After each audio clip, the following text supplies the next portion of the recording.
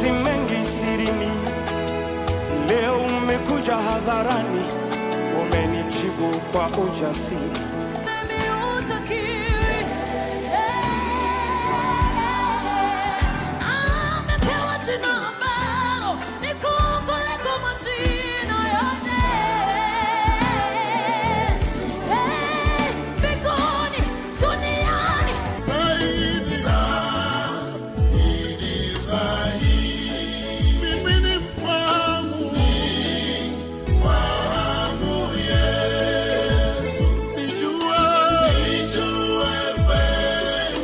Catch Abudu Nasi every Sunday at 6 a.m. and Monday at 7:30 a.m.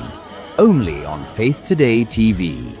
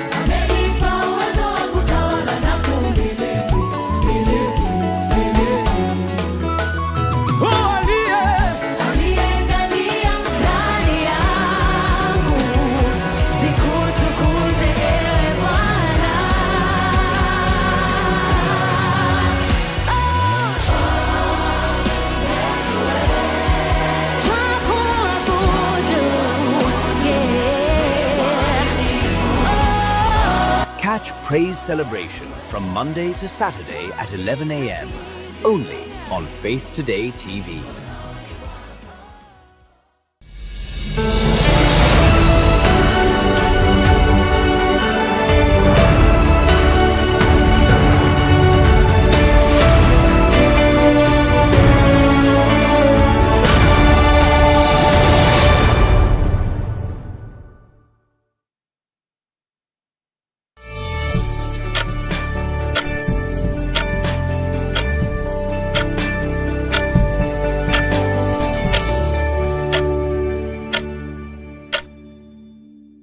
A very good morning and welcome, our dear viewer. Welcome to Times and Seasons, time for healing and transformation. This is the newest show in Africa featuring Bishop Peter Ndungu. And let me tell you, I don't think you know this man because you have seen him on the pulpit. He's preached for you probably, but do you really know who Peter Ndungu is? So, welcome to this show. Exclusively on Faith Today TV. I hope you will enjoy. Grab a cup of something hot, something warm that you can enjoy as we get to introduce the man, Mr. Peter Ndungu. Welcome, wow. Bishop. Thank you. Nice to be here. Nice to have you. How have you been? I've been great. How have you been? Well, I'm doing well, but that can mean a lot. Yeah, that could mean a lot. That's true. In Africa, if you ask somebody, everybody says, fine. Yeah. I'm fine. Even when they are going through the fire, I'm good.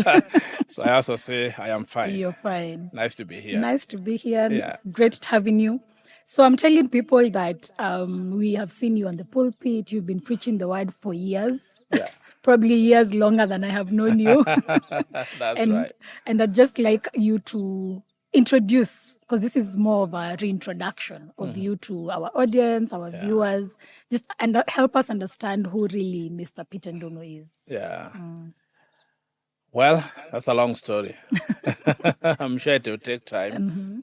But again, we're here so that somebody can benefit. Yes. When you mention about preaching for long, my mind went back to 1980, I would say 87. Wow. I don't know where you are then. I was not born. and you know, I just come to the Lord and I started, I was very passionate. And so I went to, you know, I studied the word and read the Bible and all that. And I was told in a small crusade, here, the one going to be preaching. Well, for me, I didn't know much. I'm young. I don't know much about preaching. I've not been to a Bible school, or I haven't even stood to preach. So I took the mic and I started, preaching. And all I did was sharing my story. Oh, wow. How I did it, what I did. The Lord has forgiven me. Yeah. I stolen beans from my mother. Stolen beans? Yeah, to go sell them. Okay. Because in the village, after the harvest, the beans will be kept in sacks in the house. So let's assume she has 3 sacks, and she would never know that a few, teens, we call them mukebe, they are missing. Yeah. So maybe 5, 7 kilos, and I'll sell to some neighbors. Wow. What will you do with that money? Of course, boys will be boys. That's true. I'm getting this money just to buy what I'm not getting from home. If I can't get, there are those small things, I used to call them queen cakes. Yes. Which were very precious. If I want to buy andazi, if I want to buy a cigarette, something. A cigarette. We are getting to understand the childhood. I mean, those things that boys will try. Yes. And so I'm selling these beans and whatever else. If it's season for maize, I'll sell. Little. And my mother will not be knowing all these kind of things. I hope she's not listening. Somebody will send this. Yeah. link. So those are the kind of stories I shared in this meeting. Yeah. And then I said, let's pray after a few minutes. And I said, if you want to give your life to Christ, why don't you come? And I saw one man who looked very old. Yeah. Then I realized later on he wasn't that old, but he was beaten. Life can beat you hard. Yes. So he was so beaten. And then I saw him he had a coat that was also very beaten. He removed a rope from the coat. Yeah. And then he also, removed something else from the pocket. Later on, I realized this was bangi, marijuana. And so this man was crying. He knelt down and he said, I want to surrender to Christ. And he said, can I say something? Yes. I'm also shaking because now how do you, this is how you start preaching and all that. And he said, you know what? I have been, I've been drinking, smoking marijuana. And then today I beat my wife so badly. And I was going to commit suicide. And I said, wow, this thing is working. Yeah. Well, to cut that story short, this man is still alive today. Wow, and he's still look serving. at He's that. a church elder. Beautiful. So that tells, stories are there. Yes. I also have my own story that I'll be sharing. Yes. That's the story of that man. But I also have my own story, how I've gotten to where I am today. And I want us to get through that story. Wow, that's a powerful testimony. Yeah. So even before, at this time, 1987, you were about how old? I was born in 69, so you can do your maths. So that's probably, you were a teenager. Yeah, around well, maybe more than a teenager. Yeah. Okay, so that's, close to 20 years. So probably maybe 17, 18, yeah. thereabout. So before we get to now where you're even getting to preach the word as a young man, I want us to take us back to the very beginning. How was your life as a childhood? Where were you born? Where did you grow up? Just take us through that. Well, I was born in Murang'a. Okay. Those of you who know Murang'a, central part of Kenya. And in this great village called Mariaine. And we are born, 8 of us. I am the 4th born in a family of 8. 2 have gone to be with the Lord, and the rest of us are still around. And so I still remember those days and life the way it was. Yeah. I mean, everything was so scarce. And the village, of course, when we lived there, we didn't think, the village is poor or we are poor because we don't know anything else. Yes. It is today, look back and say, I mean, most of the days we didn't have enough food. Most of the days we didn't have this or the other. We went to school and we were sent home every other week. Yeah. Go and bring money. And the money is supposed to bring 70 shillings, 100 shillings. And so my mom would go with 50 bob or 20 bob and say, please, allow my children to be in school. Yeah. Then I'll bring the other, money when I get it. Then we realized later on that actually we were poor. The village is poor. You don't have running water. You don't have electricity. Yeah. The road is that kind of a road. When it rains, no vehicle can access. Actually, walking, leave alone a vehicle, even is an issue. Yeah. So this is a kind of village, just to create a picture to the people listening to us. This is a kind of village where I was born, and we, like every, the days were good. We were taking shower on Saturday.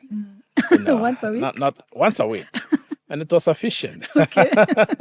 I don't know who came up with the idea people have to shower every day, but anyway. And the shower we were taking is in the river. Okay. So we used to go and do our laundry. We take our clothes, just a few. We don't have a lot of clothes. Take them to the river, about 2 kilometers away. Okay. And very steep, go down the hill, go to the river, and you wash your clothes, you dry them on the hard rock, and then they'll dry very fast because the rocks are very hot. Yeah. And then as you're waiting for the clothes to dry, go somewhere, take a shower, and then climb up the hill and take your clothes back home. Yeah. So we used to do that once a week. The rest of the week, because we don't have enough water, we would only clean your feet, in the evening. Because you're going to school barefoot.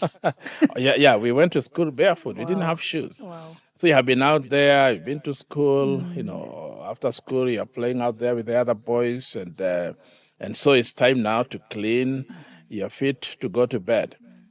And by the way, like a mother would put water in a basin, you call it karai, and put the water there, and that's for everybody. Oh. Either you're 6 or 8, everybody will use the same water for because So you'd rather be the first one to use that water? The first one is lucky.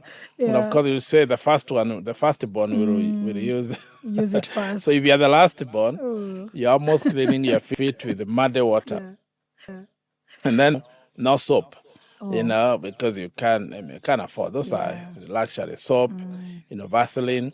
If you get some soap like this, soap we used to buy, the bar soap, then you use it for washing your feet.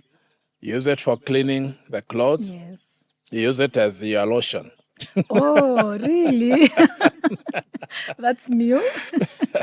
After you take your shower, because there is no lotion, no Vaseline or anything. Yes. Then you still use the soap to, at least you usiparare sana, you don't... Wow. You don't look too ashy. Yeah, too now the problem would come in now after you use the soap as your lotion. Perhaps maybe it's drizzling or raining. Oh. So you can imagine now all the soap on your face. Get into your eyes. It's coming down. Oh, wow. And then you're left with the lines all over your face and your feet because you're wearing shorts. Even the soap you put on your feet. Yeah. So you're wearing shorts so you can see all the white lines. all the white lines. And life was interesting. I mean, walking a lot. We didn't have a shopping center like near our home. The nearest shopping center was about actually 4 kilometers away. Okay. So sometimes you're waking up in the morning, hey, who is awake? Can you come and go and buy some milk or some, matchbox? Yes. And you're sent 4 kilometers away to go and buy. I mean, so life was something else, but we survived, we made it, and there are lessons we learned, which we'll be sharing through this program. Yes. How that made us to be who we are today. Wow, beautiful. That I have never heard of using soap as lotion. You have to be creative. You are really creative. It was necessity is the mother of invention for sure. Yeah. Amazing. And so now this is your childhood, now being the fourth born among 8 children and with all these interesting dynamics that you have as a family. Yeah. What are some of your most outstanding childhood memories? I think for me, it's growing up in a family and all the children there. You have time to go out, play together with the other children in the village. Everything being so communal. It's not like today where everybody, will go and do whatever you like. Yeah. In those days, life was so communal. People did, everybody, like in the village, everybody knows everybody. People support each other. I still remember even when, like, it's season for, cultivating the land or planting or whatever you're doing, or even building a house, because the houses were mud houses. Yeah. So what would happen is that you had just announced, maybe in the local community, and just tell people on Tuesday or this day next week or Saturday, can you all come and help me, cultivate my land? And maybe like our land there is about 5 acres. Yeah. And would go there in the morning, like 7 o'clock, because you have a group of young men, Young people, yeah. let's say 30 or 40, and line up, everybody with their djembe, and within 3-4 hours, they have done the land, the entire land. Yeah. They have cultivated, digging, and whatever you need to do. And then by lunchtime, you go home, and that was a celebration. Because now you get paid or appreciated. In any way? Nobody is paying you. Okay. You're doing it as a communal to support each yeah. other. You're helping each other. Yes. All you need to provide is, food. And of course, food is githeri. Yes. The dry maize and beans, just boiled. Nothing else. What you need to add is salt. And so a lot of that, of course, there's a lot of, the maize is much more than the beans. So, and that's what we used to eat. And then after that, porridge. The women would prepare the porridge, and the porridge, after people have eaten all the githeri, then you drink the porridge, and people would take the porridge, a lot of it. I don't know how people did it, the young people, because you find a young man taking 15 cups. Oh. Of One person. Wow, I thought you'd say 3, 4, 15. No, 15 cups, big cups. 15 cups of porridge. There used to be, and I remember one guy who was my cousin, he always won, because he took about 17, 18 cups. Wow. Of porridge. Of porridge. So there was that little competition. I mean, that made life, so much interesting. Wow. And then if you are also, building a new house, or somebody is building a new house, they would call the community again. Yeah. They come and dig, a big hole, and mix all the mud, bring water. The women would fetch water, about 2 kilometers away with the gallons, and come, back and forth, bring enough water. You're pouring it in this hole. The men get in there because nobody is wearing shoes, in your shorts. And now what you do is to mix the mud, the dirt, the soil using your feet. Okay. So everybody is walking around. Wow. You are very creative at the time. Everybody is very just walking creative, and walking and walking. You can imagine you have like 30 people inside that hole. Once you have, it's like how you mix the cement or concrete. Once it's done and you feel it's ready, then others will line up. Okay. So you'd, get a scoop, just scoop, and you give it to the next person. The next person will give to the next, until it gets to the house. And then there are those who are now putting between the sticks that are, for building the house. I mean, that was so interesting to see that. And of course, today we don't see that. You have to pay for everything. Yes. People are communal. People supported each other. If one person is going through something, and I think also I would say the stress levels were very low. I think today the lifestyle, because of the change, there is a lot of stress that is going on. So, I mean, those are some of the good memories I have there. Yeah. That's such a nice experience. I'm just picturing men and women and children, just everyone is part of this. That must have been really interesting. Yeah, it was. Yes, and I know one of the things that we can describe you as is you're very adventurous. and you're a go-getter. I didn't know that. You are. I have asked a few people, and we have picked that you're very adventurous. Oh, really? So this is us knowing you right now as a family man and everything. But were there any wild adventures that you were involved in as a young boy? Well, a few of them. Yes. Some good, others not very good. So I don't know which one to go for. We are here to hear them all. We want them all.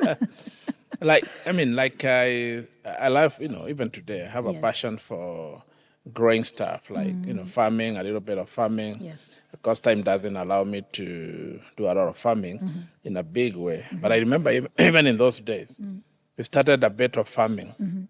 Even behind our house, would grow some cucumber, some kale, some spinach, and then we'll sell it. Some pepper, the green pepper, and sell it. So, and we'd make some money out of that. Okay. And then we had a few orange trees, mango trees, and my brother Steve would go and get some of them, harvest some, and then take them to the market. Sometimes the market is just near our house, at the back of our house. Yes. I remember there was a very big, huge tree, a blue gum tree. Okay. So where, the roots would be protruding, we would actually, put the mangoes there on a sack. Just put a sack on the floor. Yes. What we call them gunia, and then you put the mangoes there, or like it's the season for orange, you put them there, and then we'll sell them, and people would buy. Wow. But sometimes when you start earning that little money here and there, that's also sometimes you're not careful, you start being tempted now to think, okay, our mangoes are gone. What else can we do to continue with the business? Of course, you realize, well, we have neighbors, they still have mangoes. So what did you do with the neighbors' mangoes? And they don't seem to have good market. And here so we'd go at night. Oh my. Would go in the evening, around 7 when it's dark, 7:30, 8 o'clock, and you climb up the mango tree, and you're up there, nobody knows that you're there. You're there. Yes. And the first thing you do is not to think about business, is to eat as many as possible. While you're still on the tree. Yeah, and okay, when you start eating, you're thinking, I'll just maybe eat 3 or 4. Yes. And then before you know, you have eaten like 20, 30. Wow. Your stomach is so full. Yes. That evening, when you go home, you don't even eat anything else. Anything else. I mean, then you realize I'm here for business. So you start now dropping the mangoes, and then you collect them, go hide them somewhere. You can't take them home because your mother will be like, hey, where are you getting these mangoes at night and all that? Well, hide them somewhere in the bush, and then tomorrow you go to market and... and sell them. You're selling mangoes, and of course everybody knows or thinks these mangoes are coming from the family shamba, the farm, and so. But kind of ignoring the negative part of it, I had started learning how to do business yes, and how to think, how can I make a little money here and there, and but. Thinking about the mangoes, one day we were caught because the neighbor, the lady who was a teacher, thought somebody is messing up with my mangoes. Of course, she'd come and find a lot of seeds, the mango seeds in the morning, and wonder what happened here, because all the mangoes are okay, intact last night, yesterday, but now it's like somebody was here at night. So she decided, this is the day. She put a trap? This is the day I will find out. Yes. So she waited. She knew somebody might be coming. Yes. So she waited, and she hid somewhere. And she had a panga, a sword, a machete. She was ready. She was armed. Today somebody, I'll have to catch the thief. Yeah. And so we are up there with my brother and enjoying the mango. And then we... Then we the mango now at the stem here. Yes. we had somebody, banging the machete on the tree and said, today somebody will die. Oh my goodness. Leo kuna mtu atakufa. Somebody will die. Hey, we were so scared. And now she's standing where we should climb down. Yes. There is no way we can now come down. Escape her, yes. Because, so the only... And she said, I'm not leaving here until you come down. Whoever is up there... You better come down. And then she called the son. She had a son, and she said, now, if you are not coming down, we are cutting down this tree. What? So, and she started cutting down the tree. Oh, while you're still up there. Yeah. Now we realize, here, and it was a big, tall tree. It's not the short mango trees. Yes. We realize, my goodness, here now, if they cut down this tree, we are coming down, we're going to die. It's the fact that I know the brother you're talking about. So we are going to die. Yeah. Now you're here, your heart is like beating so hard, and you're panting, and you're wondering, now this is the day. Not the day the Lord has made, but this is the day of judgment. Of judgment, for sure. Then we came up with an idea. I don't know who came up with the idea. We thought, now you have to jump. You have to look for a branch outside, because they're waiting at the, at the middle here. Yeah. Where we should be coming down. They started cutting down the tree. Wow. And now we thought, now we are going to jump off. So my brother was the first one to jump off, and then I followed. But the falling was not easy. Oh, my. So did they catch you? No, Okay. no, that's why I'm here. That's a good one. If I was caught, that maybe that would have been the end. Because she was very agitated.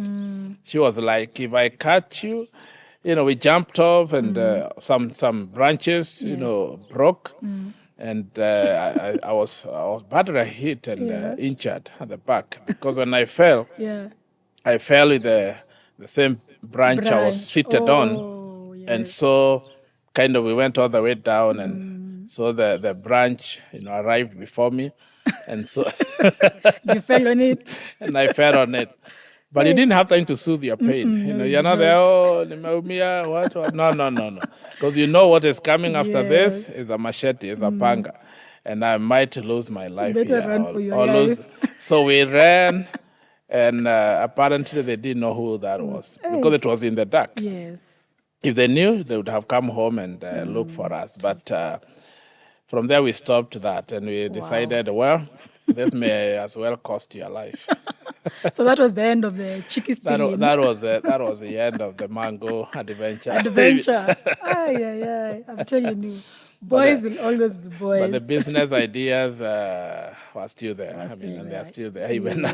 Even to date, I know you are a serial businessman, and I'm sure we'll talk about that more and more. Yeah. But there's one adventure I want you to tell us, and you can probably tell us more about it after the break. We're about to go for a short break, because I know you have mentioned in your book, Times and Seasons, about how when you were stealing the maize and selling them without your mother's knowledge, you used this money to go to Nairobi. I want you to tell us that story. You remember that story?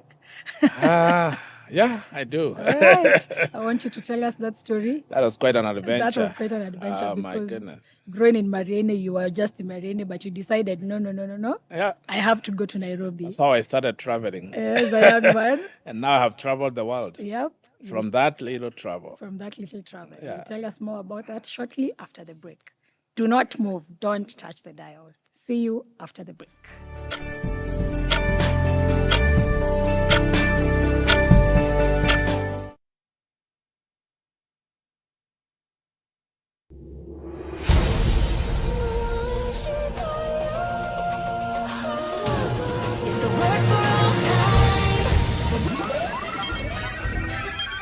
Hi, Gizmo. Chris, Joey, I did it! I cracked the secret to time travel. I have brought you home safely. Not even close, Giz. Huh? Their stories are exciting and powerful. These are heroes who still today inspire and teach us that the way we can become heroes is by having the same faithfulness they showed. There were other people we knew who heard but ignored God's warning. Don't ever ignore the Lord. You're now finding your way. Well, I love playing heroes, only you're truly saving all of us.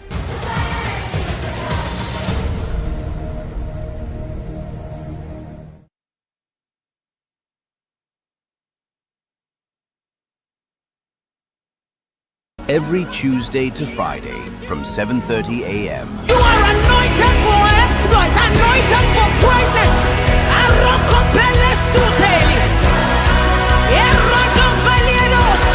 Lift your voice and pray for yourself. You anoint me. You are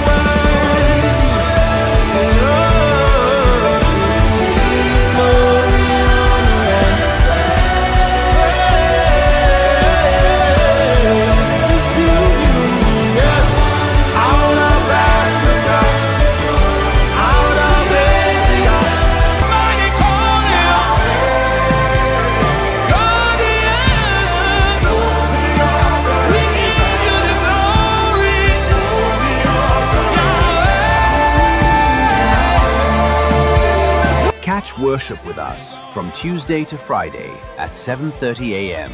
only on Faith Today TV.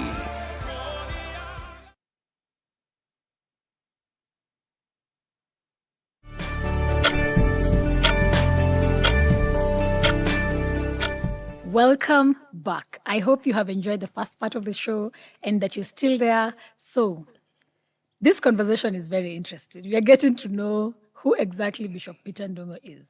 So send in your questions, your comments on our social media platforms, Faith Today TV, or on the numbers displayed on your screen so that we may get deeper into the conversation and deeper into knowing who really is Mr. Peter Ndungu. So before we went for a short break, I asked him about this very interesting adventure of where he started his traveling, because the man here, Mr. Peter Ndungu, is what we would call a world trotter. He has traveled the world. He will tell us more about that. But this interesting journey seems like it was the beginning, where he was a young man. He decided to take a few maize and beans from his mother's sacks and sold it. And what did he do with this money? He will tell us more about it right away. Thank you. Yes. And thanks to all those who are watching and following us. Yes. And well, you had to bring up that. Yes. We said we are getting deep. All right. Of course, it's my story. For sure. Nothing to hide. It's in my book. Yes. I still remember. I don't know how old I was, but I may be class 5 or thereabout. Wow, that was very young. 5, 6. And of course, for us, when we went to school, we were much older. It's not like today. Yes. And one of the ways they tested whether you qualified to go to class 1 from nursery, I think we started nursery when we are like 4 years, sometimes 5 years. Okay. And so how they tested, you have to touch your ear, yes. from this other side. So you have to bring your hand all the way. So if you have short hand, one to you. You will not You qualify. stay in nursery, you still repeat another year. Oh. I don't know whether. So did you qualify at the first trial? I did. Oh, okay. Or you have to do. Yes. Either you pull your ear or you Stretch your hand. stretch your hand. You cannot imagine just that act of not able to touch your ear. It makes you repeat a whole 1 year. Oh, yeah. So I don't know how the teachers came up with that. They don't look at your performance. They don't look at how you have done it. Anyway, so I am here in class 1, 2, 3, 4, around 5, 6. Can't remember which year exactly, but I have heard people, or rather I would hear people tell stories about Nairobi. Yes. This time, the farthest I have gone is a place called Sabasaba, our little town. Yes. And Karogia, where I would go to buy, we are sent to buy unga or buy something, buy a matchbox. But people come and say, well, I was in Nairobi. And the way they would describe it, they would say, well, this is a place where we have street lights. Every house has electricity. Yes. For us, we've never seen anything like this. Yeah. I mean, we don't have electricity. Yes. And then they say there is water in the house. Oh my goodness. Remember, for us, we the water is in the river. We go to the downstream there and we do our laundry and everything. Yes. I mean, even take a shower once a week. And here they are saying people shower in the house. Hey, who are these people? Yeah. How can this be? Yeah. And they say there are big roads, tarmac road. Here we don't know any tarmac road. Tall buildings. Sometimes people would go and take, especially KICC, it was the tallest then. Yes. So people would take pictures. And there's a way they would use the camera those days, and you'll be touching the top of KICC. Hey, and then you're given that photo, you come and frame it. So people would really like, hey, this one now. How can I get there? Because nobody tells me they'll take me there.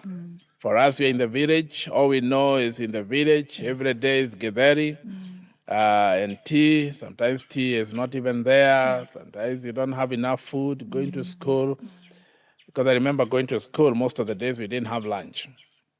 You're given a lunch break. But what would happen is that you go out, bask in the sun, or play some football. And the balls here are the ones we have made ourselves from paper bags and all that and strings.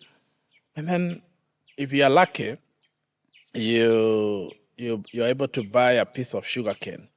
If you're lucky. If you are lucky. They used to sell it for 10 cents. Oh, wow. A piece. From one joint to another, it was 10 cents. And so would buy that, and if you have 50 cents, those days you used to have the 50 cents, very small. Yes. 50 cents is a half of 1 shilling. Okay? Yeah. If you have 50 cents, then you have lunch for the whole week. Oh. Because you are spending every 10 day cents is a from day. Monday to Friday is 10 cents. Yes. Okay, and then if you have 1 shilling, you have lunch for 2 weeks. So 1 shilling was a lot of money. A lot of money. Of course, the lunch here is just a piece of sugar cane. Wow. And very few, of the students or pupils would be able to buy that. Okay. So people would be watching. If they see you have 10 cents and you're going to buy a sugar cane, a piece of sugar cane, all the boys will be following you. They're on your case. You have to share. And they are saying, can I buy it? Can I buy it? Can I buy it? And if you give one, he gives to the other. You are left crying. Oh, because you're not even getting your own share. Some have megabyte. Yes. Others have gigabyte. They bite your sugar cane, and the whole piece is almost gone. Yeah. So what you do, you check when nobody is watching. You go kind of hiding. You buy your sugar cane and run away. Run away. You You go hide somewhere, sleeping somewhere. Where you are hidden through, by the grass. Yes. You're deep into the grass. You hide somewhere. You eat your sugar cane, and nobody will know. Then you wipe your mouth, and nobody would know you had a piece of. Actually, I remember a cousin of mine. She asked me one day, because I started cooking when I was young. One of the things I love to do is cooking. I think one of these days we can do a show on cooking. Please. You'll make us a good meal. Something that I don't find enough time, but I love to. My wife says I'm very creative when it comes to food. That's interesting. Because I can try anything. Okay. Some of them have come out good, others, nobody would eat them. I didn't know that about you. That's very interesting. Yeah, I love to cook. My pancakes, my goodness, they're the best in the world. Wow. Anyway, so she asked me, I started, learning how to, because I love chapati even today. She asked me, can you help me make some chapati? And she had like 1 kilo of wheat flour. And I said, yeah, why not? And then she asked me, before you start, can you, maybe this time I'm in class 5 or 6, and she said, what will happen is that I'll give you, after you make all the chapatis, like 15 or so, I'll give you one, or give you 50 cents. Oh, so I had a choice, a hard choice. Can you imagine now, boys, the way you love chapati? Yes.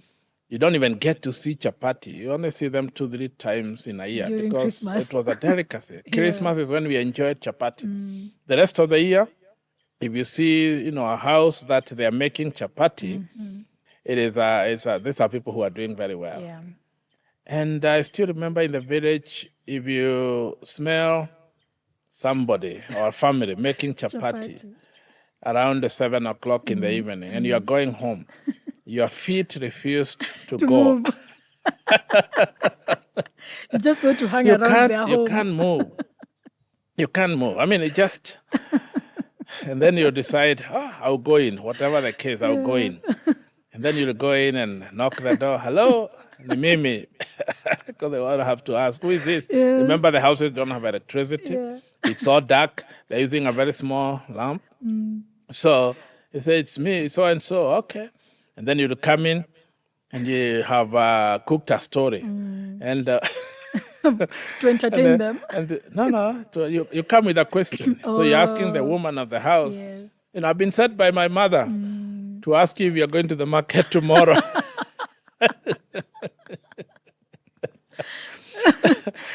You just come up with a story. Yeah. Your mother doesn't even know where you are. But you say, I've been sent by my mother to ask you if you're going to, to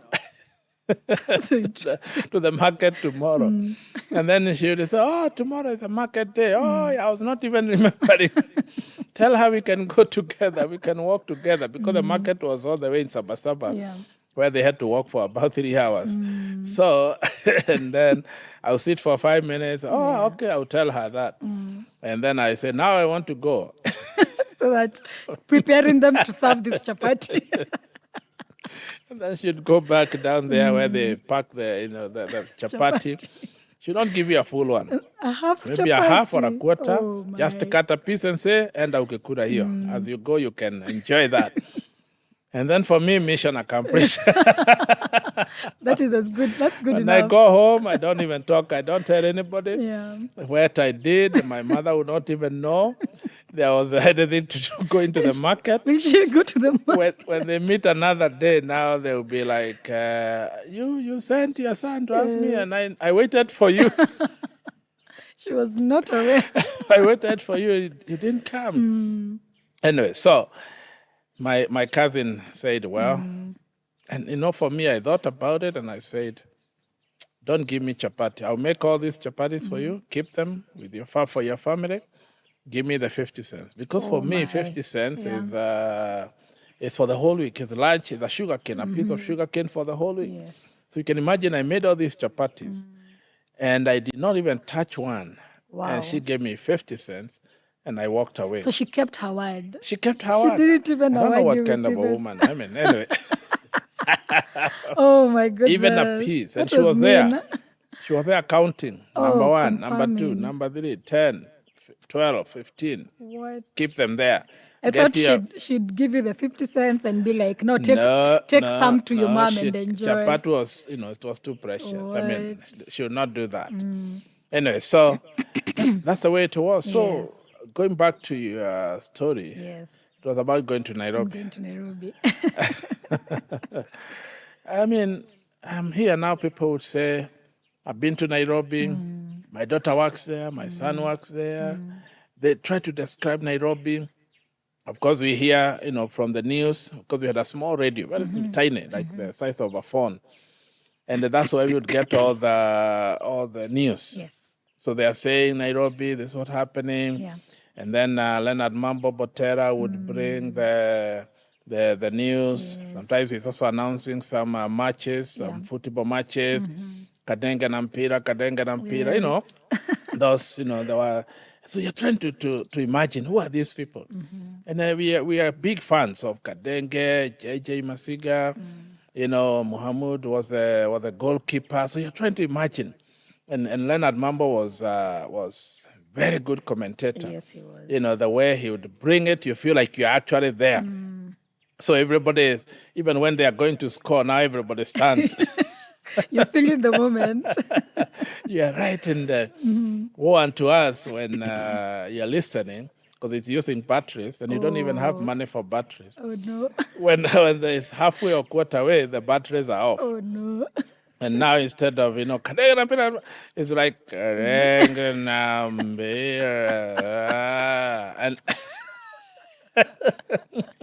Oh, my. and the radio is gone. Going. But the way we used to charge the batteries is put them on top of the house. Oh, to recharge through the sun. the sign. Okay. So quickly, you put them back there. You are waiting 10 minutes. They recharge. Put them back. The game is still going. You were very creative and innovative those days. What? You charge the batteries very quickly. You're hoping the sun will be, bright and shining. But that's the way it was. So you're listening to all these stories about Nairobi. And one day I thought I will go there. I don't know where it is, but I hear they will board buses and drive all the way. By the way, those days, the bus would come. I mean, it's not too far. It's 1 hour drive from Nairobi. Today, if I'm driving from here. Yes. And the buses will take the whole day. So one bus will leave in the morning, and then it will come back in the evening. And that was the end of the story. Oh, okay. So I thought I'll board that bus one day. Yes. It is a kind of bus that would actually carry everybody and everything. With their chicken. You find women there with their chicken, with their firewood.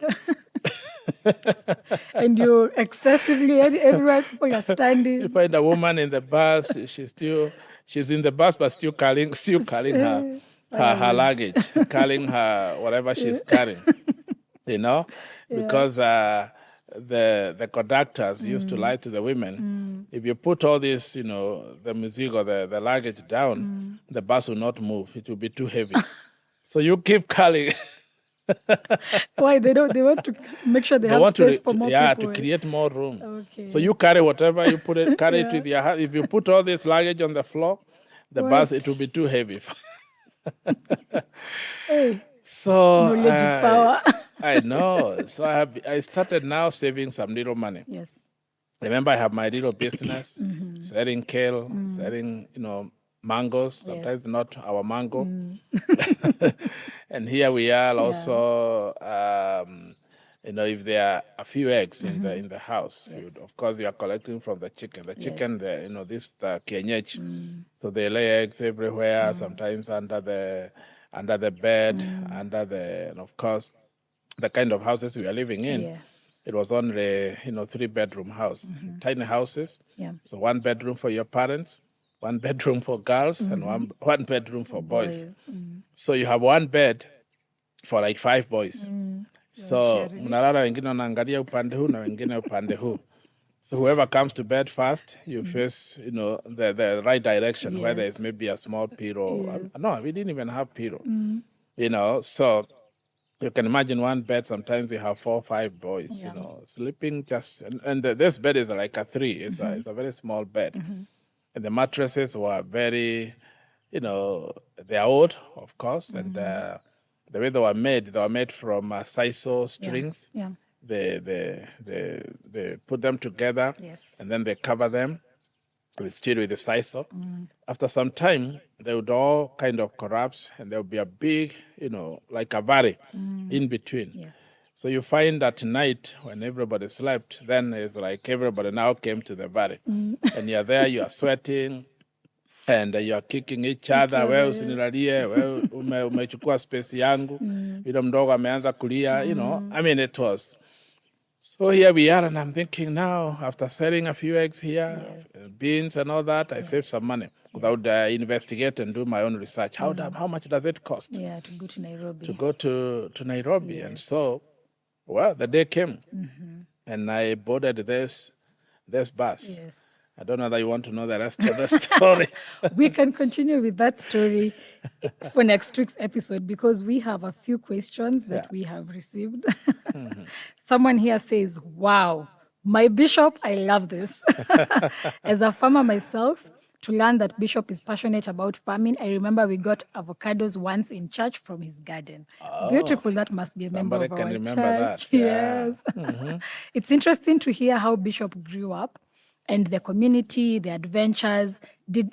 So this is a question. And someone is asking about whether now your childhood adventures and you growing up from the village, whether this influenced the way you work today with the children and building the community.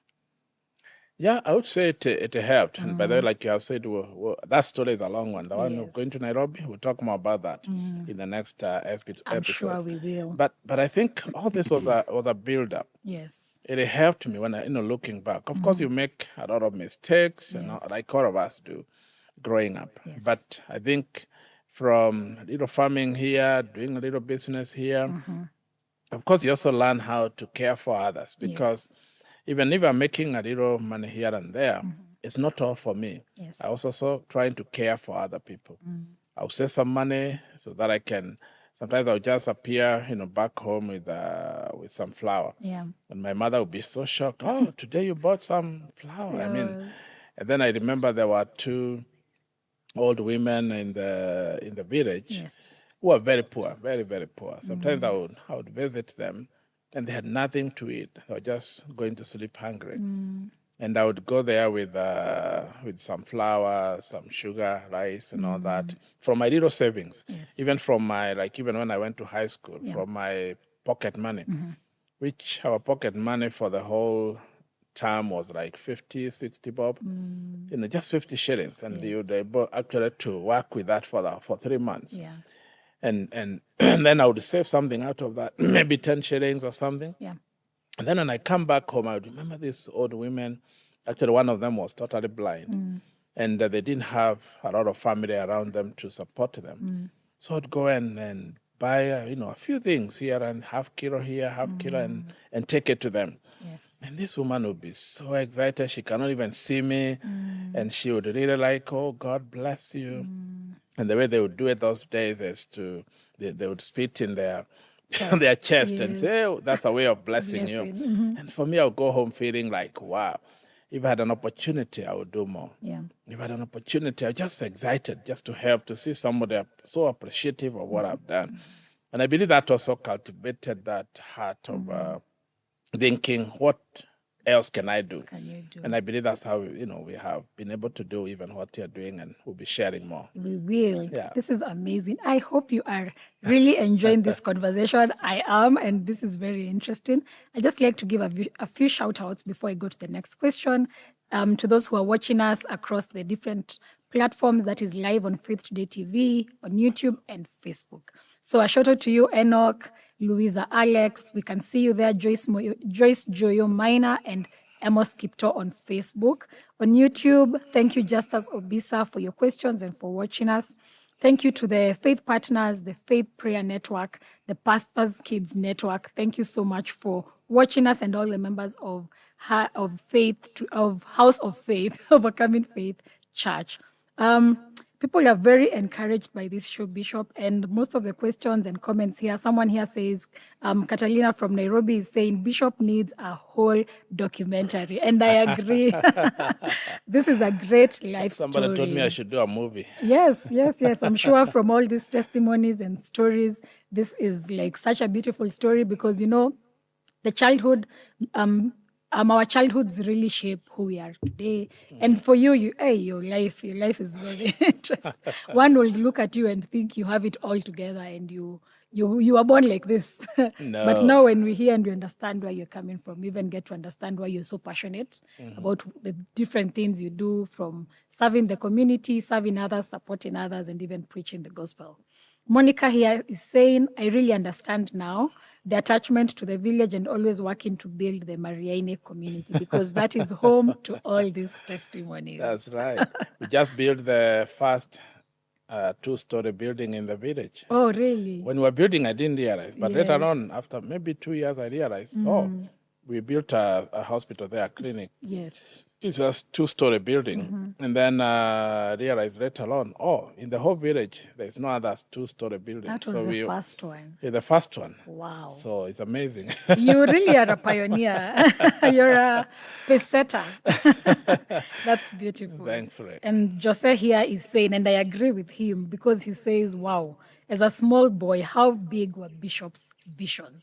And honestly, I think you are one who was really a dreamer, even as a young boy. Yeah. I mean, you cannot underestimate the power of imagination. Somebody said the simple definition of imagination is image from another nation. Oh, wow. That's a good one. Even when you're going through this, you keep imagining, I think I can do better, I can accomplish this, I can help, I can do this, I can do the other. Yes, there are all these limitations. Yes. All these challenges, poverty and all that. I mean, you don't have shoes. You don't have. I remember when I got my first shoe, and those rubber shoes. Yes. They call them goma. I don't know why they call They're them still that. there. They're still there. Yes. And I want them to go to school. I got them like the previous week, and worn them through a few days. Cleaned them on Sunday afternoon. Yeah. In readiness to go to school. Then, where I had put them out to dry, it rained. Oh no. But of course, the way you're cleaning them, also you don't have soap. You don't have soap. Yes. They're not very clean, and of course, it's very dusty in the village. Yes. So I still decided whether they are wet or not, You wore them I'll to still wear school? them to school because I want to show everybody. Wow. Finally, Have shoes. finally, I can put on a pair of shoes. Shoes. Well, I thought everybody would be celebrating. The first teacher who saw me, they used to have the teacher on duty. Yes. The first teacher who saw me, he was like, "Okay, come here. What are you trying to show us? What? You want to look like a teacher? Oh wow. Can you go home, remove the shoes, and be like all the other Other children students. and come back Wow. to school?" My goodness, that was so humiliating. I felt so bad. I ran back home. The shoes were wet because they didn't dry. Yes. They are wet and no socks. They're just there and wearing shorts and all that. Yes. Well, I went and, but again, even through all this, I'm still imagining one day things, and that's how I encourage people not to give up. Yes. Your background, where you come from, Yes. the challenges you've been through, being raised up, brought up, setbacks, failures, and all that. Because some people are stuck there, I know. But I decided right from when I was, a teenager, that I don't want to be stuck in these things. Yes. And I decided to change my life and transform my life to think better, to think in a different way, asking questions. I learned one thing. I don't know how even I did it, but I thought of spending a lot more time with older people. And I remember like an older couple that were actually my grandparents, not too far. I would go there, sit down with them for hours and hours. Yeah. Of course, they're happy to have a young man who they are sending, Yes. help us with the firewood, Yes. help us run to the shop. Of course, I'm also happy because when they cook, I will eat, drink. She used to make very good tea. Yeah. Now, but I would ask a lot of questions. And that's how I also got to get a bit of wisdom, how to deal with the issues. So when you see somebody who has gone ahead of you, it's good to ask questions. To ask questions. And that's why we are here. Amazing. This has been so beautiful, so insightful. Yeah. And I believe our dear viewer has also picked a few things. Yeah. First, to be resilient. And do not give up. Do not forget to dream. Despite the circumstances, despite the situation in your life currently, do not forget to dream and to imagine. Because write your dream, write your vision down, it will always come to pass. Our dear viewer, this has been Times and Season. It has been a pleasure to bring to you the newest and freshest show right here on Faith Today TV. See you guys next week. Every Friday at 10 a.m. we'll be right here where we try and understand a bit more of Bishop's story, get to understand who really is this man, Mr. Peter Ndungu. Follow us on our social media platforms, across all social media platforms, Faith Today TV, and also Bishop Peter Ndungu. Welcome to more of these episodes. Reach out to us to the numbers displayed on your screen, and we will get to engage more. Thank you so much, and I have been your host, Ciku Mwangi. God bless you. Bye-bye. Thank you.